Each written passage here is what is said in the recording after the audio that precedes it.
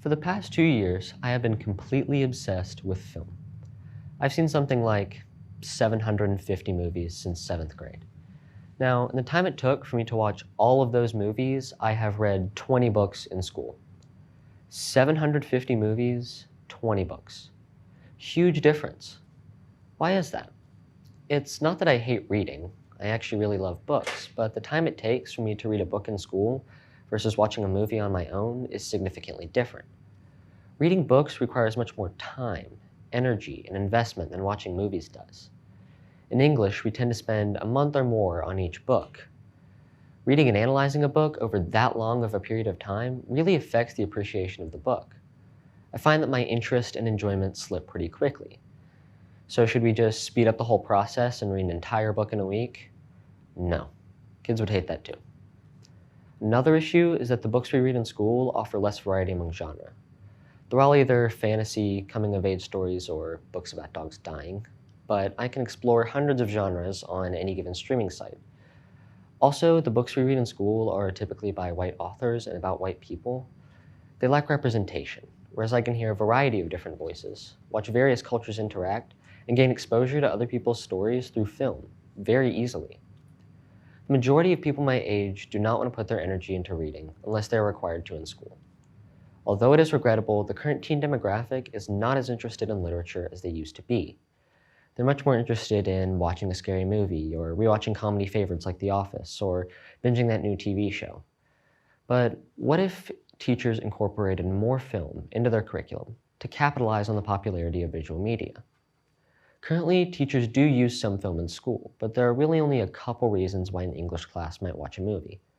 The first is to compare and contrast a book to its movie adaptation, and the second is to watch clips of certain scenes. Let's take a look at how a teacher might approach incorporating a film in a different way.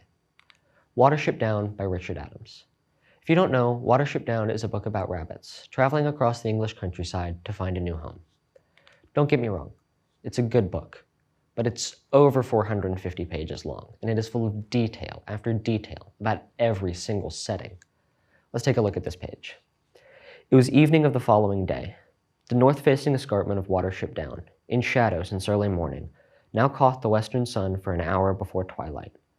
300 feet the down rose vertically, in a stretch of no more than 600. A precipitous wall, from the thin belt of trees at the foot to the ridge where the steep flattened out.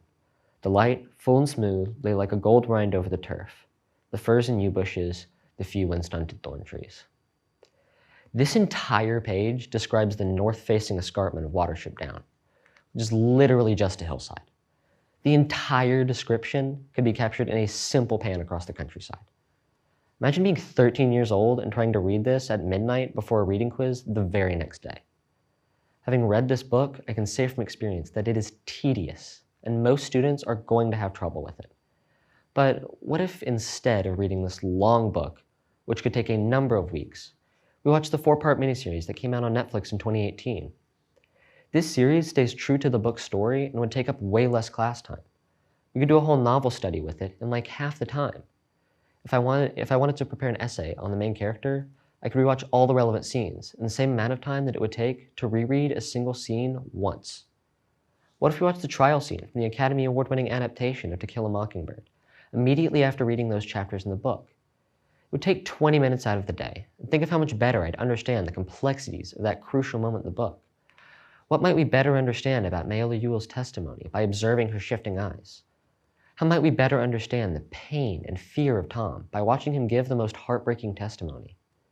How might studying the film here help students with tone, mood, the power of pauses, the subtle narrative moments that students gloss over so easily while reading text? Instead of spending the entire year relying solely on text, what if we threw in some film studies? Rather than traditional essays, students could make short films or write reviews. They could do projects on the technical aspects of the film or analyze character development through a variety of mediums, not just writing. Students could even do independent choice film studies where they choose their favorite film and any kind of project or essay that they wanted to do on it. Or they could write their own short screenplays as a type of creative writing assignment. The possibilities are endless. So the next time you go to class and you see your teacher turn on a movie, don't treat it like a chance to take a nap. Maybe your teacher is about to bring students into the 21st century. Maybe you dig deeper into a great story that you end up getting way more because you studied it like you would a novel. Maybe you end up developing a love of film like me. Thank you.